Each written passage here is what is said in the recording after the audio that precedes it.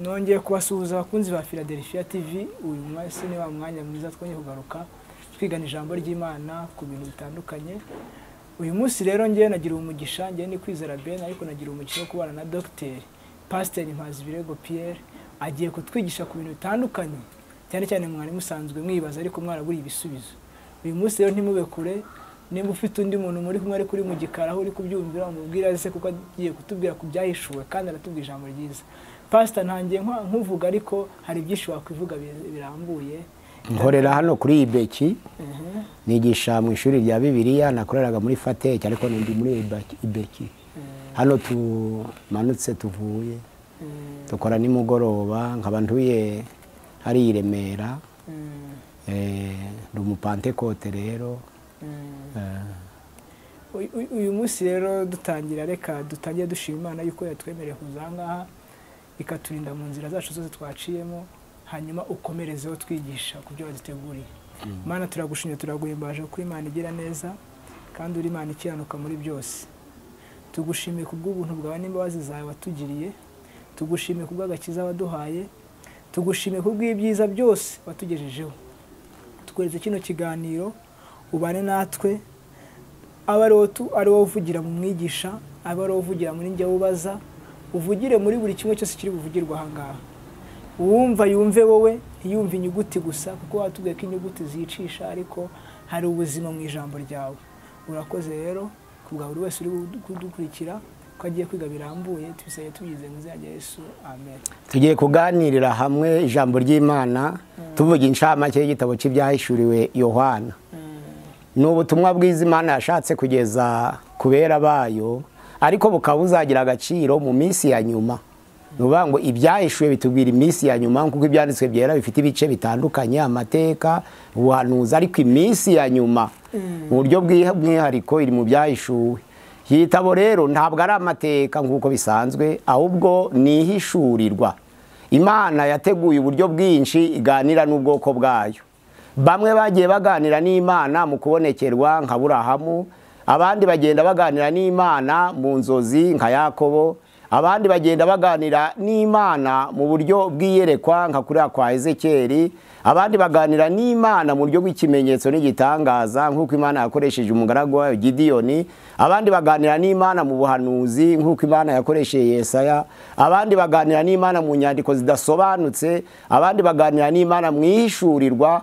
Uyu mugabane rero ni umugabane w'ihishurirwa, ariyo nzira Imana yatoranije kugezaho ubwoko bwayo ubutumwa bwayo.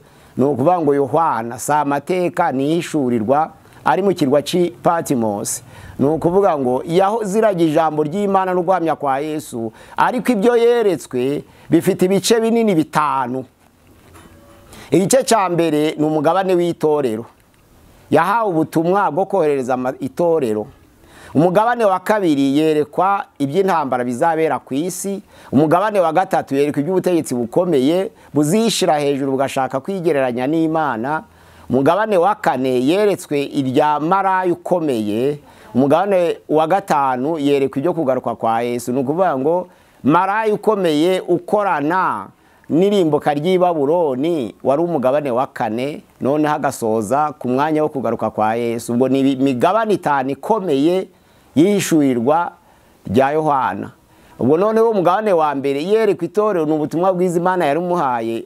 Ijambo ry'Imana nk'uko biri mu byahishuye igice cya mbere, umurongo wa mbere, hari amagambo ahangaha tugiye gusoma. Haravuga ngo ibyahishuriwe na Yesu Kristo, iby'Imana yamuhereye kugira ngo yereke imbata ze ibikwiriye kuzabaho vuba, agatuma marayika we nawe akabimenyesha imbata ye Yohana, uhamya ibyo yabonye byose ari ijambo ry'Imana no guhamya kwa Yesu Kristo. Hahirwa usoma amagambo y'ubuhanuzi, hahirwa n'abayumva bakitondera ibyanditswe muri bwo, kuko igihe kiri bugufi.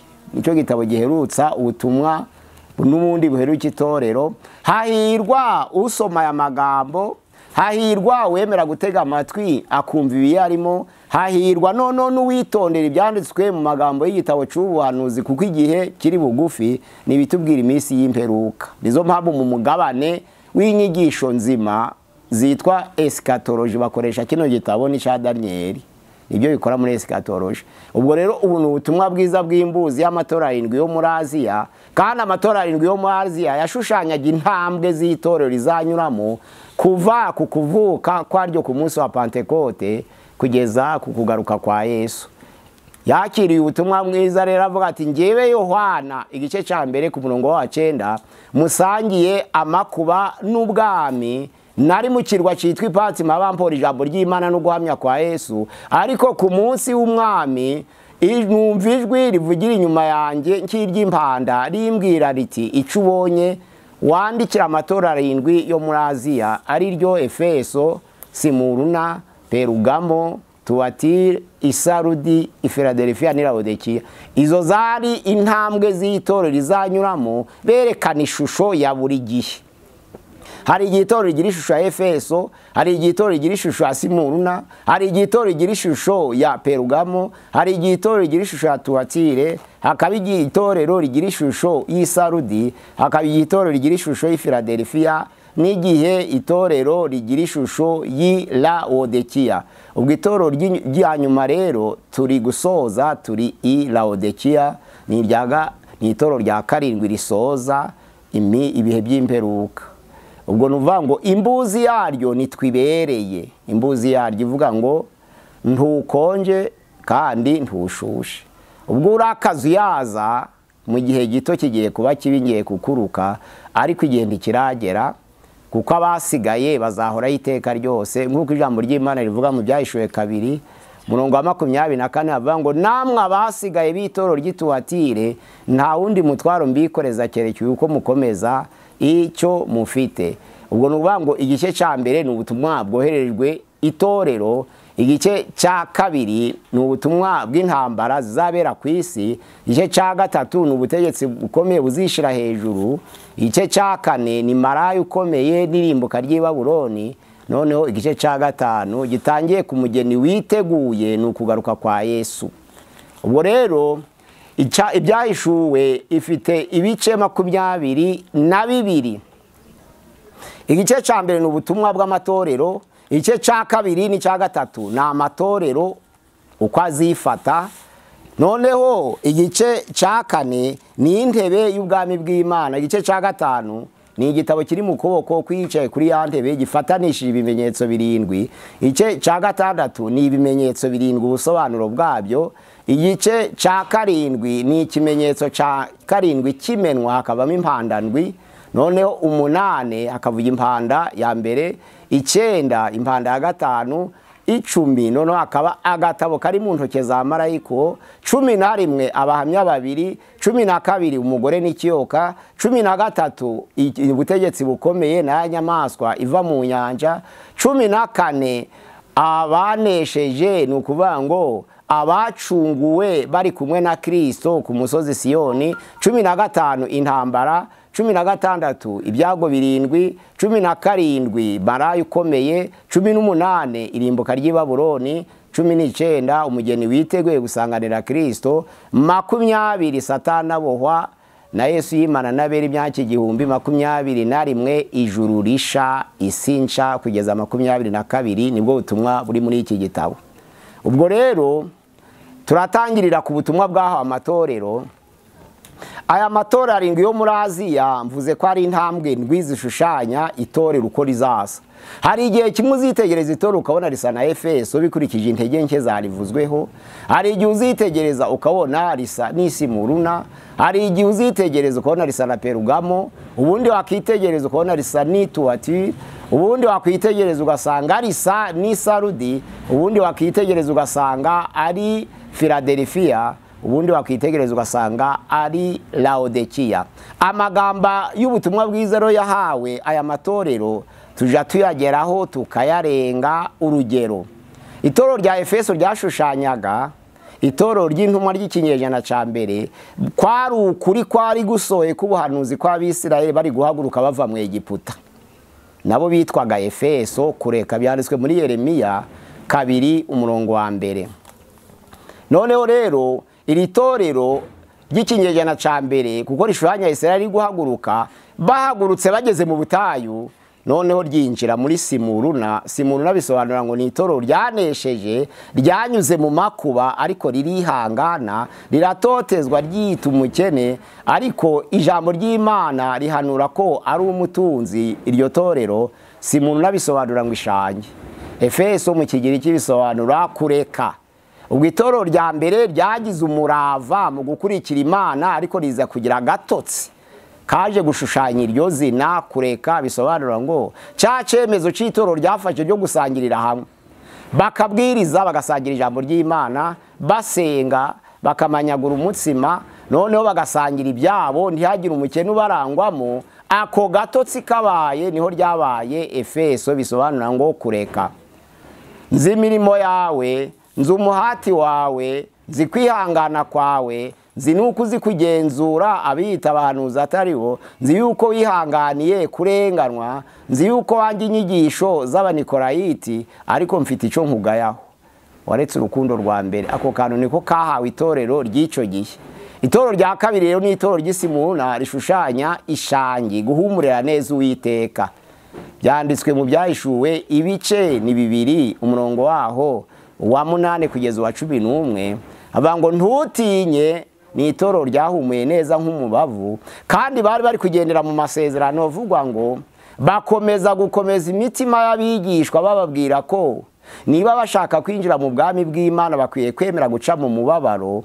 Niko na Yesu yabwiye intumwa, ababwira ati nibabatuka bakababeshera ibibi byinshi, muzishime, ariko babatuka babampora, muzanezerwe, kuko ingororano zanyu zizaba nyinshi mu ijuru. Ni ukuvuga ngo itorero rigomba gutotezwa, niyo nzira y'ukuri igeza abantu ku bugingo. Abibwira intumwa ze, ni Matayo 5 aho ngaho umurongo wa 11 n'uwa 12. Iri torero rero baryita itorero ryo mu butayu. Abisirayeli bageze mu butayu barazerereye, banyura mu kaga gakomeye, ariko cyari igicucu cyari kiri gushushanya itorero ry'Isimuruna ko mu kinyejana ca 2 n'icya 3 itorero rizanyura mu karengane gakomeye kasa n'ubutayu, ariko Imana ishimwe kuko ryanesheje rikitwa ishangi. Ndetse Uwiteka Imana irabahumuriza, iravuga ngo nza amakuba yawe, nuko utukwa n'abiyita intumwa nyamara atarizo, ahubwo ari ab'isinagogi ya Satani. Ntutinye, kuko ugiye kubabazwa agahe k'iminsi 12, aho ijambo ry'Imana ryavuze ngo ntutinye. Muri iyo myaka 212 hazabamwo ba Kayisari benshi, ariko abazababaza itorero cyane bazaba ari 10. Munsi yabo ubwo butware bwabo rero uzihangane, kandi ryarihanganye koko riranesha. Itorero rya gatatu ni itorero ry'Iperugamo. Abisirayeli bavuye mu butayu binjiye mu kibaya cy'Imowabu, baryita itorero rya Balamu, umuhanuzi wabaga muri Side ya Mesopotamiya. Ni ukuvuga ngo Yoshwa na Baraki gushira igiti sitaza imbere y'ubwoko bwa Isirayeli. Yari umuhanuzi, ariko agirana amasezerano n'umwami Baraki, umwami w'Imowabu. Umwami w'Imowabu ashaka kumwinginga ngo muvumire ubwoko bw'Imana, abuvume. Bari banyanyagiye bavuye mu Egiputa, bari benshi, aho bakandagiye bakahasenya bakahangiriza, ariko umwami arabatinya kuko bwari ubwoko bw'Imana bwitiriwe izina ryayo, ariko bagiraga nabo ingabo. Abatinye rero Baraki amagara Balamu ati uri umuhanuzi w'Imana wabamvumira bagapfa bitanturutseho. Niho baryitiriye itorero rya Mowabu, itorero rya Balamu, itorero aho Balamu yiyoheje Baraki gushira igisitaza imbere ya Isirayeli, abantu bakagwa. Ntabwo yabashe kuvuga mu bwoko bw'Imana, ariko bize ubundi buryo bwo kubarimbuza, baraterekera kugira ngo ubwoko bw'Imana nibuza gushungera bwicwe no gushungera ibigirwamana, kuko batari bemereye kuramya ibigirwamana no kubireba. Babosha muri ubwo buryo, babatsembesha muri ubwo buryo. Nicyo cyaha cyavuzwe kuri Balamu hariya muri Petero ya 2 ibice 2 kuva ku murongo waho wa 14. Twumva ayo magambo ahari. Byaje gusohora bivuga ngo amaso yabo yuzuye ubusambanyi, ntahajya ibyaha, bashukashuka b'imitima idakomeye, bafite imitima amenyerejwe kurarikira ibibi, nabo kuvumwa. Baretse inzira igororotse barayoba, bakurikiza inzira ya Balamu mwene Bewori, wakunze ibiguzi byo gukiranirwa, ariko ahanwa ubugome bwe. Ubw'indogobe itavuga yavugaga ijwi ry'umuntu, ikabuza ibisazi by'uwo muhanuzi. Niko kaga nyine yateje ubwoko bw'Imana, baryita itorero rya Balamu. Nibyo ryaje kuba noneho itorero ry'Iperugamo ryayobowe na Constante. Constante niwe wari umushumba w'iryo torero, kuko yaribohoje mu maboko y'abarenganya, aryitirira umudendezo, arisezerana umudendezo ariko w'ibinyoma, noneho ariyobora atari umukristo. Yari Kayisari ubundi wa 26 muri ba Kayisari b'i Roma. Aravuga ati nshaka kubacungira umutekano kubwo ikimenyetso nabonye. Bwari buracaratera araja kurwana n'abami bari bamwigometseho, ariko nijoro abona ikimenyetso cy'umusaraba utukura. Arakireba mu nzozi, abona cyanditsweho amagambo avuga ngo nukurikira iki kimenyetso uranesha. Ayo magambo yari yanditswe mu Kilatini avuga ngo in hoc signo vinces, bisobanura ngo nuyitegereza ugatumbira iki kimenyetso uranesha. Buke yaja ku rugamba ageze yaratsinda, noneho ubwe mu mutima we aravuga ati bimbwiye ko abakristo batotejwe kuva mu kinyejana ca mbere bose bapfaga bavuga umusaraba wa Kristo, kuko umusaraba nsanze nijoro biragaragara ko abasengaga Imana baziraga ubusa. Mbahaye umudendezo. Noneho amaze kubaha umudendezo, yari umuntu utari umukristo, aravuga ati ariko kugira ngo mbarindire umutekano neza, nuko n'aba Kayisari w'isi nkaba na bishop w'itorero, ariko babyemera ku ngufu, ariko atabatijwe atanahindutse. Kubwo ikimenyetso gusa cy'umusaraba ntiyigishijwe. Arabazana aravuga ati cyo ntarahungabanya ni imyizerere ya buri muntu. Usenga Imana yigumane, usenga inka yigumane, usenga igita kigumane, usenga amabuye yagumane. Icy'ingenzi nuko umutekano hagati y'abantu mwese, buri wese akubahiriza n'Imana ya mugenzi we. Binjira mu itorero batumvikanye ico bazasenga icyari cyo, ariko buri wese afite Imana ye. Abakristo b'ukuri barokotse akarengane cy'itoro ry'Isimuruna, bagira amakenga, baravuga bati abantu twashatswe imyaka 300 bakatubura. Aha niho baduhaye agahenge ngo twigire hafi, ngo twabonye umudendezo. Ahubwo nuko batubuze, bashagira ngo twigire hafi badufate. Barahunga baja mu misozi miremire y'Ubutaliyana, kuko itoro ryari maze guhuza abambaza Imana zitandukanye. Noneho baryita multitudiniste, basobanura ngo imana nyinshi. Ijambo pere mu Kilatini risobanura ngo byinshi. Gamos ni ijambo ry'Ikigiriki risobanura ngo ubukwe, nuvuga ngo ni umuntu warongoye kenshi, kandi itoro rishushanya umugore. Perigamos nuvuga ngo ni umuntu warongoye abagore benshi, ariko hariya ni abantu baramije imana nyinshi bazibumbiye hamwe, nibyo bita Perigamo. Noneho Constante ariyobora, ariko hahise imyaka 8 muri 321, kuva muri 313 avuye ku rugamba niho yari yasohoye itegeko rikomeye ryitwa Edi de Milano. Ngo ni itegeko ryasohoye Milano mu Butaliyani, rivuga ngo itorero ribaye irya leta, ntihakagire wengera kurihutaza, ariko naryo ntirirenge ingabano za leta. Ubwo barifata bugwate muri ubwo buryo. Noneho Yohana ye ahishurirwa ararihanurira, aravuga ngo Perugamo, nzi imirimo yawe no kwihangana kwawe, nuko wagize imirimo myiza ndetse ukankiranukira, kandi noneho hari n'umuntu witwa Antipasi wiciwe iwawe, akahura n'amakuba, yazize akarengane kubwo gukiranuka kwe, ariko mfite ico nkugayaho. Nuko wakurikiye Balamu, oheje Baraki gushira igisitaza imbere ya Isirayeli, akosha ubwoko bwa Isirayeli ngo barye intonorano, nukuraguza.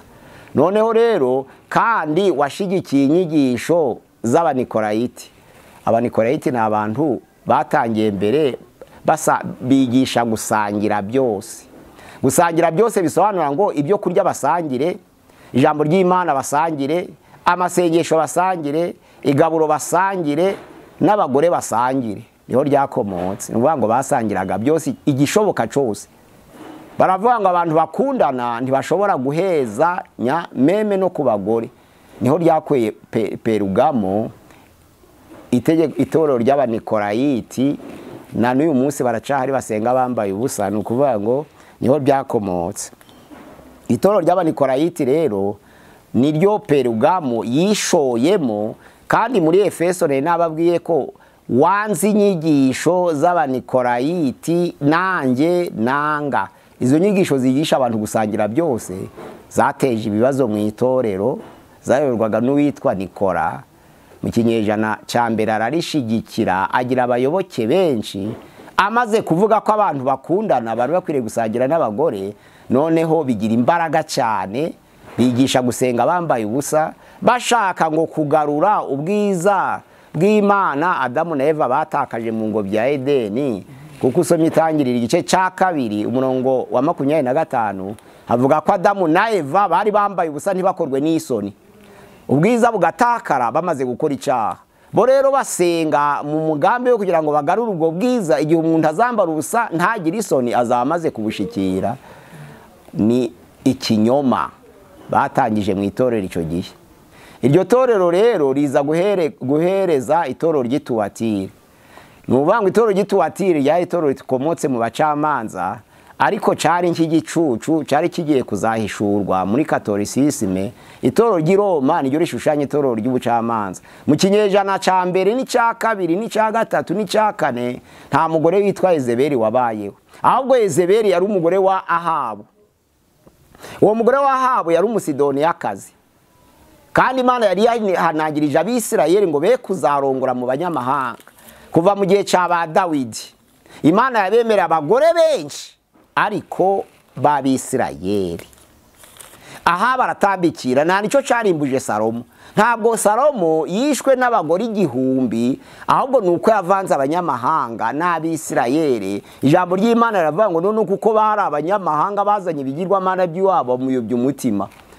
Ahabu rero n'abagiye kurongora, arongora abagore benshi koko b'Isirayeli, ariko aja kurongora n'umugore witwa Yezebeli. Yari umusidoniyakazi, umugore w'igishegabo, yazanye ibigirwamana by'iwabo n'abahanuzi b'iwabo. Kuko umuntu wazaga asanze umwami nk'uzaba umugore we, yazanaga nabi wabo kumurinda, bo kumuganiriza. Abacungaga umutekano wari umugore w'umwami babaga ari abakomotsi wabo. Abazanye ro baza bikoreye ibigirwamana by'iwabo mu gihugu cy'Isidoni. Bageze Isirayeli, umugore aganza umugabo, abanza kumutegeka kwica abahanuzi ba Isirayeli bose, babasimbuza bya bigirwamana by'Abasidoni by'uwo mugore yazanye bita Yezebeli. Na niyo mbuzi yababuriye avuga ngo nzi imirimo yawe nuko iyambe nyuma iruti ya mbere, ariko mfite ico nkuga yawe, ukundira urya mugore Yezebeli. Yezebeli ni umugore wa Ahabu. Winjira mu itorero akosha imbata zanje ngo zisambane, nuvuga ngo akosha Abisirayeli. Gusambana bisobanura kuraguza, kuko hari ubwoko 10 bw'ubusambanyi.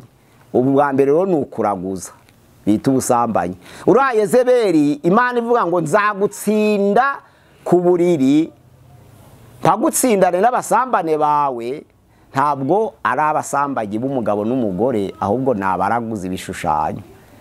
Imana iravuga rero ngo Abisirayeli bemeye gukurikira ibigirwamana bya Yezebeli, abo bose bazatsembanwa na Yezebeli. Ndetse n'abamuherekeje b'abagaragu be baramya ibyo bigirwamana bakabikorera bari i Samariya, nuvuga ngo Isirayeli y'amajyaruguru. Nzabatsembana mbice, mbatikura inkota, bazamenye ko ari nje Uwiteka urondora imitima y'abantu. Baburiraga uko itorero rizasa mu gihe kizaza. Ubwo itorero ijambo Gatolika ryatangiye muri 380, niho Katolisisme yavutse. Nubwo biyitirira Petero ngo niwe papa wa mbere, Petero ntabwo yigeze aba umugatolika. Petero apfuye muri 64 mu gihe cya Kaisari Nero, kandi Katolisisme yatangiye guhemberwa muri 380, ariko imenyekana muri 463. Ubudahangarwa bwayo buba muri 538. Urumva ntaho byari bihuriye na Petero. Petero ntabwo ari umugatolika. Nuko abantu bashaka kwiyitirira ngo uyu ni uwacu, uyu ni uwacu, uyu ni uwacu, ariko ntabwo Petero yari umugatolika. Ubwo rero itorero rya Tuwatire riza gusohorera mu itorero ry'i Roma, ariryo ryaje kwitwa Katolike. Hari amatorero abiri rero y'Abagatolika, hari Katolike y'Abaroma, hari na Gatolike y'Abarotodokise biba mu Bugiriki batumvikana. bo bakagira imihango isa n'iya giprotestanti babita abaorthodoxe bo mu Bugiriki, bahagarariwe n'Ubugiriki. Ndetse abaroma bigeze babatsembatsemba mu minsi yashize umukuru w'itorero ry'i Roma ari wari papa w'ico gihe agiye gusaba imbabazi kuri iryo tsembatsemba ryakorewe abagatulika ba orthodoxe. Bagira imihango isa n'iya giprotestanti ariko ntibumvikana. Bamwe babita b'iburengerazuba Gatolike Rome, abandi babita b'iburasirazuba Greke. Ubwo noneho itorero Katolike niryo ryitwa Tuatire. Tuatire bisobanura mu Kigiriki ngo ni umukobwa ushinze ijosi utumvira. Kandi itorero ririmo rishushanya umugore, ariko umugore nawe akagabwamwo abagore bane.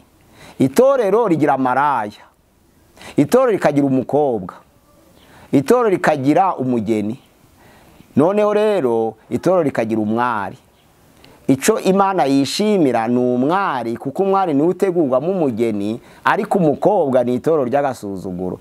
Nizo mpamvu hariya Tuatire yashushanyije umukobwa utumvira cyangwa obustine ushinze ijosi mu buryo atabwirwa ngo ahinduke.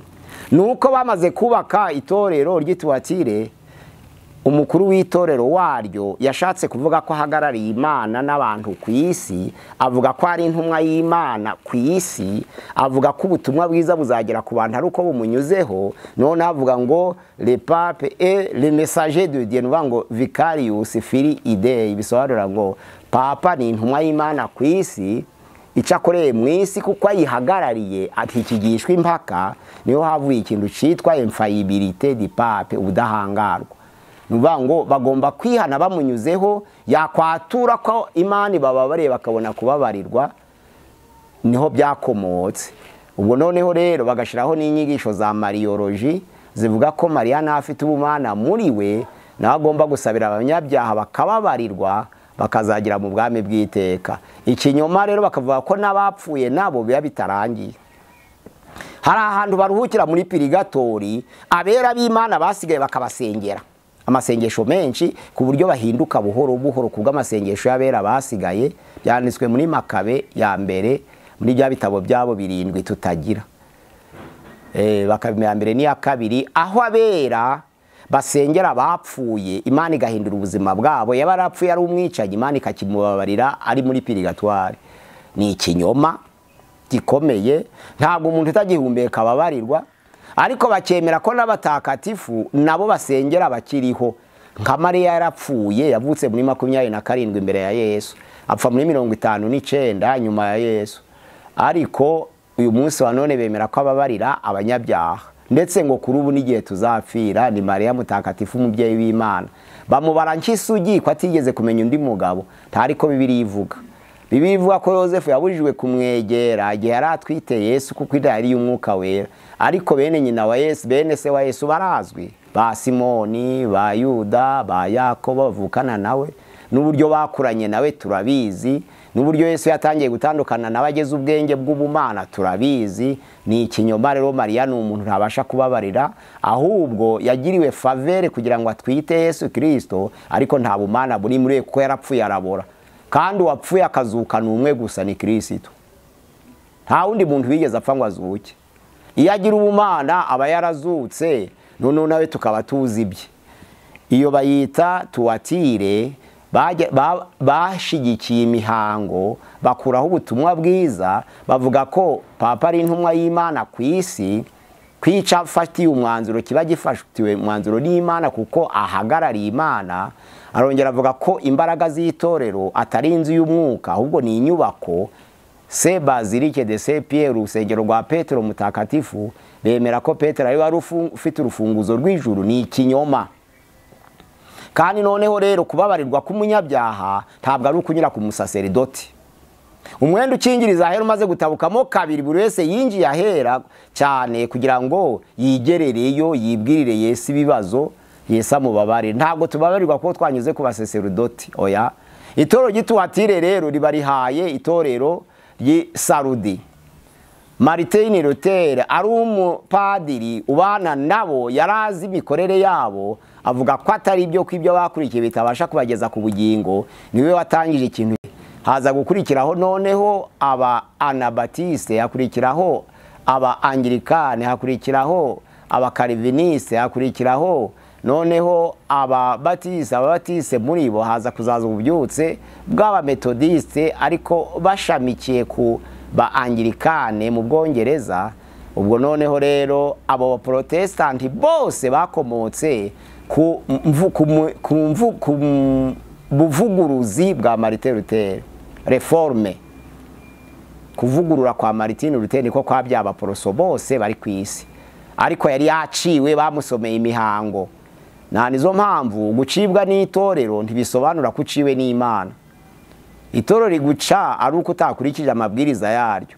Amatorero menshi ahubwo abafite abantu benshi kuko yabagize ingwate, ariko ntabwo ari uko bumvise ubutumwa bwiza ngo bihane.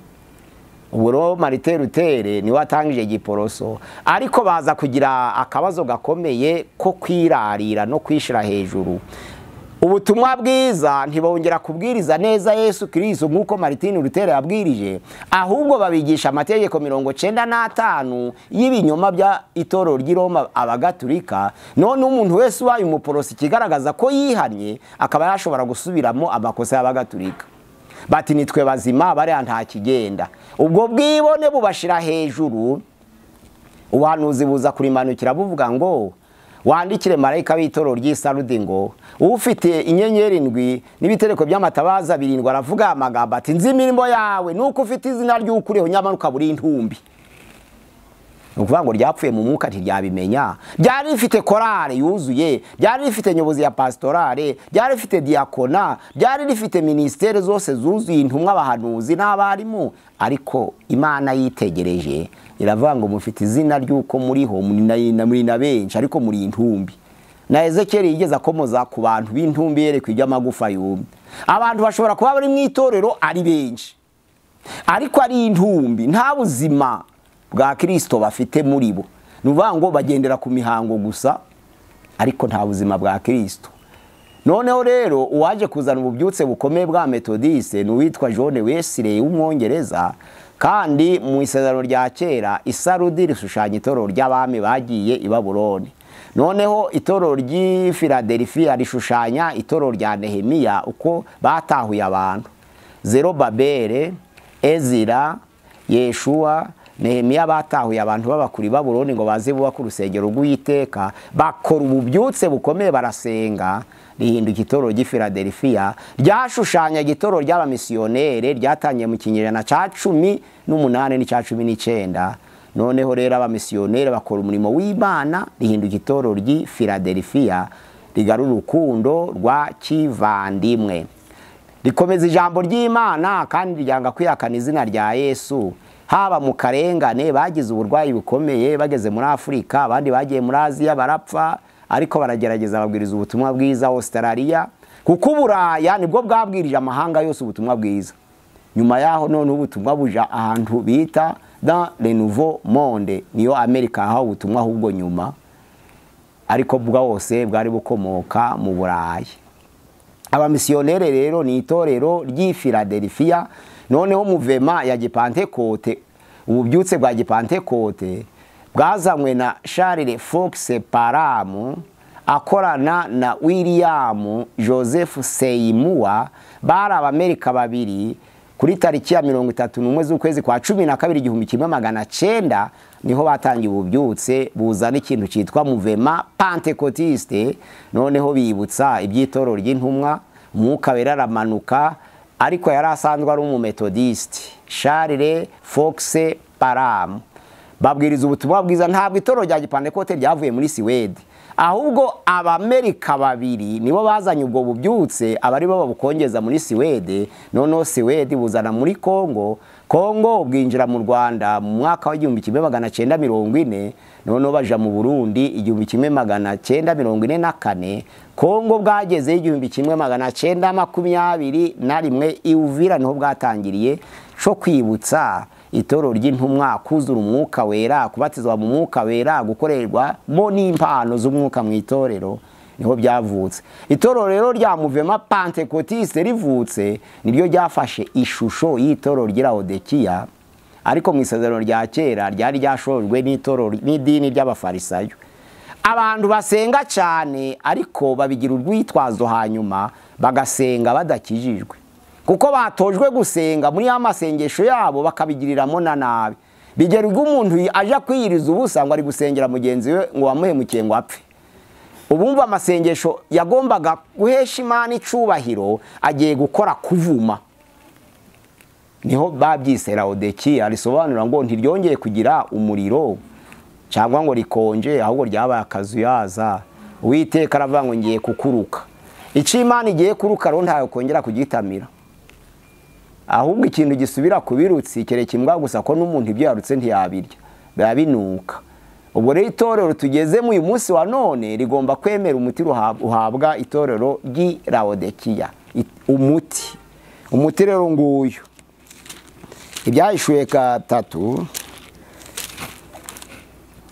itorero ry'i Laodikiya aravuga ngo umuti, reka mbasobe hose, wandikire marayika w'itorero ry'i Laodikiya tugezemo uyu munsi wa none uti: Uwita Ame, umugabo wo guhamya kandi ukiranuka w'ukuri, inkomoko y'iby'Imana yaremye, aravuga aya magambo ati: nzi imirimo yawe yuko udakonje kandi ntubire. Iyaba wari ukonje cyangwa wari ubizi. Nuko rero kuko urakazuyaza udakonje ntubire, ngiye kukuruka.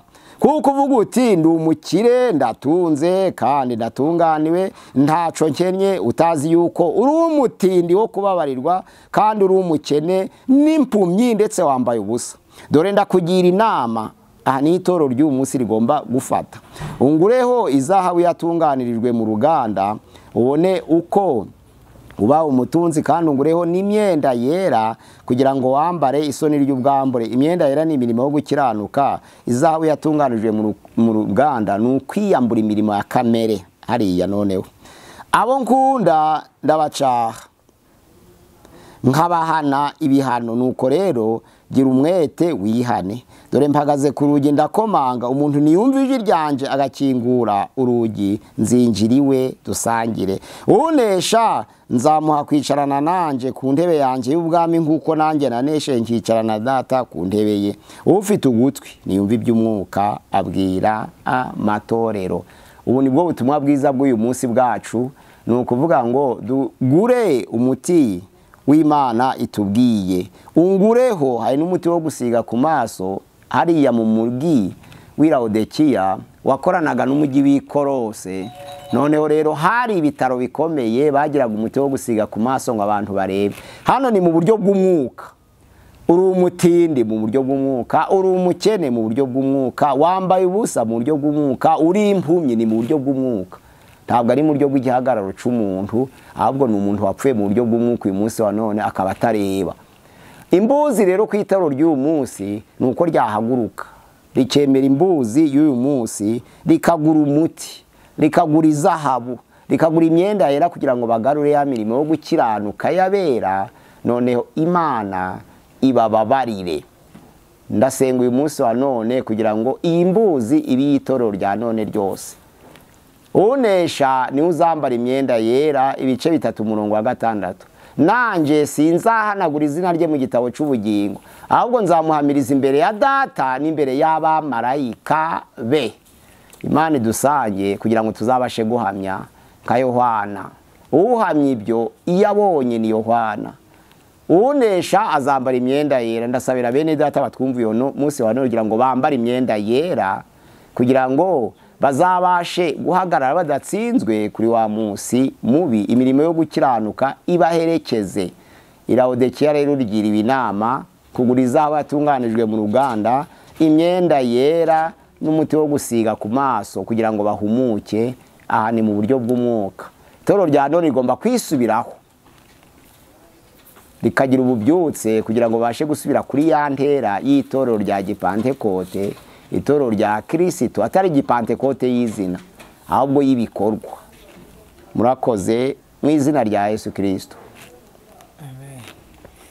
Jene naryohewe cyane kuri izi nyigisho pastor, ariko hari ibibazo bimwe na bimwe nashaka kubaza.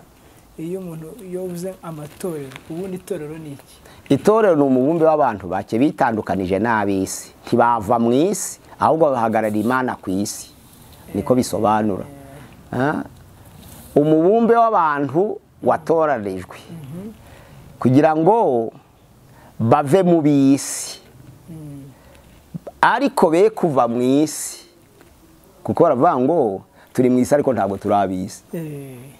Bave mu isi, bave mu bisi batavuye mu isi. Yanditswe muri Yohana igice cya 17 umurongo wa 15 kugeza ku murongo wa 18, avuga ngo simbakuye mu isi, ahubwo ndasaba data kugira ngo data ubakize umubi. Nabahagarariye Imana ku isi ngo bagaragaze ishusho y'Imana hano ku isi, babandi noneho bisi babarebereho. Ubwo nuvuga ngo dushinzwe kwamamaza ubutumwa bwiza mu batarahinduka. Iryo ni ryo torero. Umubumbe eke ni ikigiriki risobanura ngo hanze, kareo ni umuhamagaro cyangwa guhamagara. Umuntu wahamagaye kuva mu bisi atavuye mu isi kugira ngo agaragaze Imana yihagararire, anayimenyekanisha mu bisi. Abo nibo bita itorero. Watangiye utubwira ngo hari uburyo bakoresha kugira ngo bigishe bita eschatology. Eschatology ni mu kigiriki. Eschatos bisobanura ngo dernier, icanyuma. Logos ni science, ruvuga ngo ni inyigisho zivuga ku minsi ya nyuma. Nizo bita eschatology, zigizwe n'ibyahishuwe na Daniel. None se umuntu yabwirwa n'iki? Utubwiye amatorero yose wahereye muri Efeso, ujya Simuruna, Pergamone, na ugera ku itorero ryacu ry'ubu ngubu gira Laodikiya. None se umuntu yabwirwa n'iki kari mu itorero rya Laodikiya? Ni ishusho. Ishusho ruvuga ngo ibyo turi gukora bisa n'ibyarivuzweho, ubwo nibyo bisohoye. Ariko nitureba neza ugasanga hari ibyo watangire bya Efeso. Efeso bavuze yuko barafite urukundo, babanye neza, ariko urukundo rwabo rugenda ruracogora. None se iyo urebye no muri iki gihe kusanga nabwo hari ahantu urukundo rwagiye rucogora. Nizo mpamvu hari igihe bashobora kuvuga ngo iri torero dukurikije uko ryifashe riri kugwa mu gakosa ka Efeso, iri rikagwa mu gakosa ka Perugamo, iri rikagwa mu gakosa ka Tuwatiri. Ngiye kuguha urugero rwa Tuwatiri. None se Tuwatiri ndi abantu basenga Imana kandi baraguza cyane. None se Perugamo ntiyariho abantu bambaza ibintu bitandukanye kandi bagasengera hamwe. Bashaka kuvuga ko itorero rikemera amahame y'abisi kandi rigakurikiza amahame y'Imana rikabivanga. Tirimere nka Daniel ari i Babuloni. Ubundi Daniel ari i Babuloni yanze kwiyandurisha ibyo kurya by'umwami, akurikira Imana gusa. Ariko abuyu munsi hari uwona ari kuvanga. Ukibaza niba akorera isi cyangwa niba akorera Imana. Ese ibyo ntibihari? Birahari cyane. None se Isarudi abantu ntihari habibagiye ko barasinziye mu buryo bw'umwuka cyane. None Philadelphia ntibona se abanyamasengesho bagerageza Philadelphia. Laodikiya se kudakonja no kubona abantu bishoye mu by'ubucuruzi no mu by'itorero bagasenga kandi bagakora n'ibyo hanze, ntibatera imbere. Hano ku by'umwuka ukabona bafite retare, na hano ku by'isi bakagira retare, kuko badashobora ngo bahitemo bavuge ngo dushobore twambure dukire, bagatinya ngo nabitorero. Ariko hano naho ndiyabona umwanya kuko banze guhara mu mpande zombi ntibahare. None se pastor kurona iyi si idusaba kubaho, kandi kubaho hari ibyo tugomba kubahiriza kugira ngo tubeho. Umuntu ntago ashobora gusenga ngo narangiza anakore. Yasenga agakora biremewe, ariko ntafata inshingano ebyiri. Ni bari kuvuga ku nshingano ebyiri. Tuvuge uri ministre, wararahiye, none ugiye kurahira no kuyora paruwasi, umanike akaboko. Bisaba kugira ngo ubanze usezere kuri kimwe. Biremewe ngo umukristo abe ministre, biremewe ngo umukristo abe umusirikare, biremewe ngo umukristo abe meya, ariko abanze asezere kuri paruwasi. Urugero ufite nk'uruganda, ego none ejo wenda umwuka w'Imana akagukoraho ukaba waba pastor, uruganda se warureka? Ni ukuvuga ngo uruganda ntabwo rubujijwe. Abakristo bakwiriye kugira inganda, abanyempano bakagira inganda, ariko hari ministere usomye yihariye. Ni ukuvuga ngo abarewi kera bari baratoranijwe mu miryango 12 ya Yakobo. Baravuga ngo abatoranijwe kuyobora abandi mu by'Imana bakitwa abatambyi ntibazagira gakondo mu Bisirayeli. Ni ukuvuga ngo ijambo ry'Imana riravuga ngo nizo mpamvu abakomoka kuri Lewi bose batigeze bagira gakondo bagomba gutungwa n'icacumi cy'imiryango 11. Ico rero Imana ivuga ikomozaho umuntu afite uruganda kandi noneho ni ubaye umushumba yarakwiriye kuba umukristo bagatoranya undi udafite urwo ruganda none hagahabwa icacumi n'uwo nyiri uruganda wakitwa umukristo nicyo bashaka kuvuga. Avuze se ko Imana ariwe yamuhamagaye. Imana iyo yamuhamagaye biragaragara kuko nyuma yo guhamagarwa buri wese agira ishusho ye. Iyo wahamagawe usezera ku byo wakoraga nicyo kimenyetso. Biragoye. Kuko ntabwo waba uri umusirikare uja ku rugamba guhagarare na paruwasi.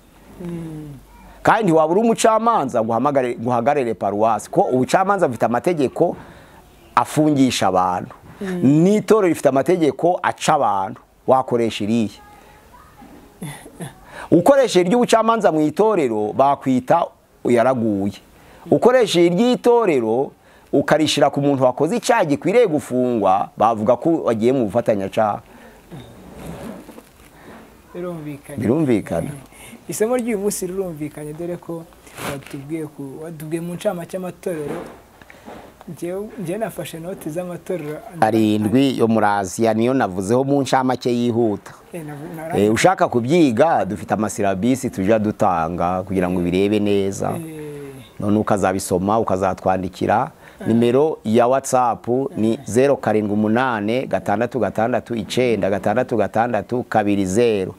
Itari portatif. Nimero ya WhatsApp 0786696620 WhatsApp. Ushaka nk'inyisho za eschatology zo kugaruka kwa Yesu zibyahishuwe tuja tuzitanga abantu bakazigura abazikeneye ariko. Pastor turagushimiye kubw'uyu mwanya mwiza waduha kugira ngo twigane kino cy'ibyahishuwe kino gitabo cy'ibyahishuwe. Ubwo uzagushaka kugira ngo mwigane itorero rimwe kurindi azagushaka. Oyangeje ku gice cya 2 nshatse nageza kuri 22 mubishaka. Haiti ukwezi mukampamagara, iti cyumweru mukampamagara nkavuga icya 3 nkavuga icya 4 icya 5 ndacari ku cya 2 ubwo. Nitwongera gufata ikindi gice tuzagaruka no twigisha ikindi gice bige basobanukirwe neza. Kuri channel ya gusenga everyday rero uko wabikurikira neza uko ari 22 na 12 bya Daniel nabishizeho. Urakoze pa. Wabaza kuri telefone portatif ukandika 0783 407035 ushaka kumbaza ngo ko ntari kumva. Ibyo navugiye kuri YouTube ko ntabyumvise wansubiriramo nkagusubiriramo. Ufite sirabisi ukaza ukayireba. Urakoze Imana iguha umugisha abadukurikiye rero hirya no hino ku isi mu ntara zitandukanye. Ngira ngo mwagize umwanya wo kwiga. Ushaka kwiga inyigisho mu buryo burambuye yashyizeho nimero ziwe mu muhamagare muvugishe.